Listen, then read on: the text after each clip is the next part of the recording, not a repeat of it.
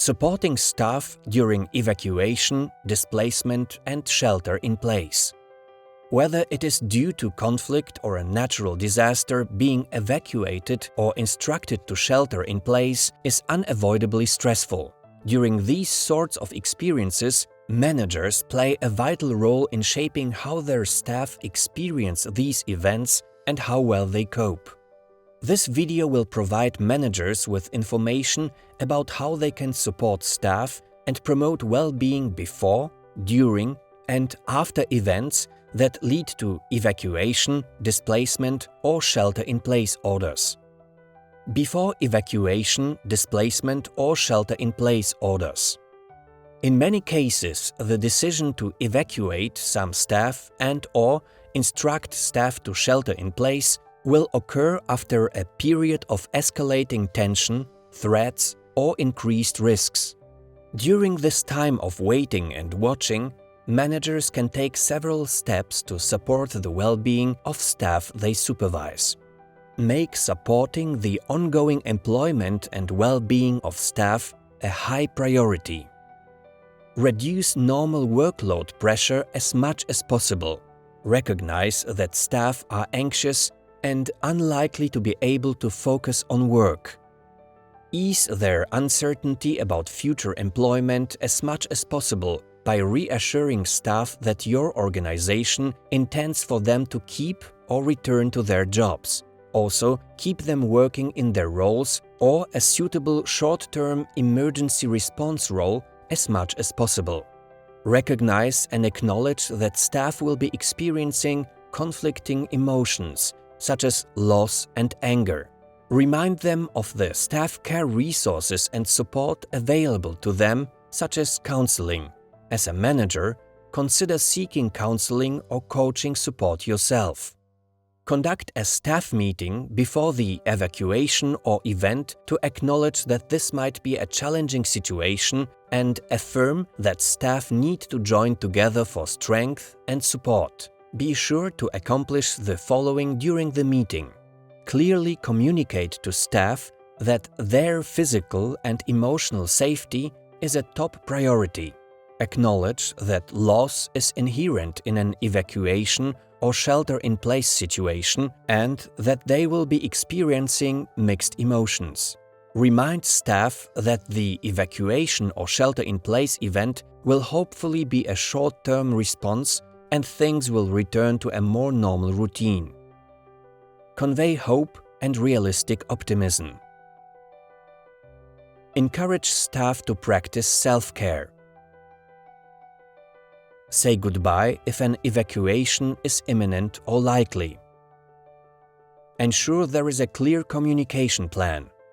If a phone or radio tree is in place, test it before the event to ensure everyone knows what to do if a person cannot be contacted. An effective communication plan will establish how you will contact each other to pass along information, how often and when you will communicate, as well as when and where you will assemble after the event. If communication will occur via SMS text messages, tell people when they can expect to receive messages so people can conserve their mobile phone batteries and only turn them on during the specific time window. Update staff regularly regarding any security concerns and plans for evacuation or shelter-in-place orders. Staff feel more in control and respond more effectively when they know about the context and likely organizational response. During evacuation, displacement, or shelter-in-place orders. When an evacuation is occurring, staff are being internally displaced and/or shelter-in-place orders are ongoing, managers can support staff in several important ways. First, listen to your colleagues share what they are experiencing. Ask your staff and colleagues how they can take productive action in their current circumstances. For staff being evacuated, do everything possible to ensure logistics have been attended to, that the evacuation proceeds smoothly and safely, and that evacuated staff have comfortable and safe temporary accommodations while next steps are being considered. Update staff frequently, being sure to answer questions and reinforce the core message that staff safety is a top priority. Facilitate contact with family and other loved ones from whom staff have been separated, such as by providing phone credit or access to a phone. Do not make promises or offer assistance that is outside your control. When someone is desperate and you desperately want to help, it is tempting to make offers or promises that you may not be able to keep. After evacuation, displacement or shelter-in-place orders. Sometimes a crisis and security situation deteriorates quickly and unexpectedly. In such cases, managers should be prepared to take several actions. Locate all staff to confirm that they are safe. It is possible to commence work operations and some emergency response activities while the process of accounting for staff is underway. Recognize that internally displaced staff will likely have acute financial needs. That, as a result of emergencies, can be a significant issue for staff and cause extreme emotional distress and even suicidal thoughts. In many cultures, staff may be used to relying on the extended family structure for support, or they themselves may be the source of support for their families. Organizations can consider how to take action to help alleviate financial burdens. Some possible options include offering some sort of reasonable salary advance or loan, linking staff to assistance programs that are internal and external to the organization. If the organization is an NGO, it can seek to include staff as beneficiaries of assistance when they are also part of the impacted population and are eligible to receive support. Managers should also recognize that staff who have been sheltering in place will likely have urgent physical and psychosocial needs. Help them to ensure that their families are safe and being well cared for. You can provide staff time off to address family needs using a rotating schedule to prevent extreme programming challenges. Ask staff how they are doing. Be aware of the various reactions and the confusing mixture of emotions that they may be experiencing. Some questions you might ask include: how are you feeling right now?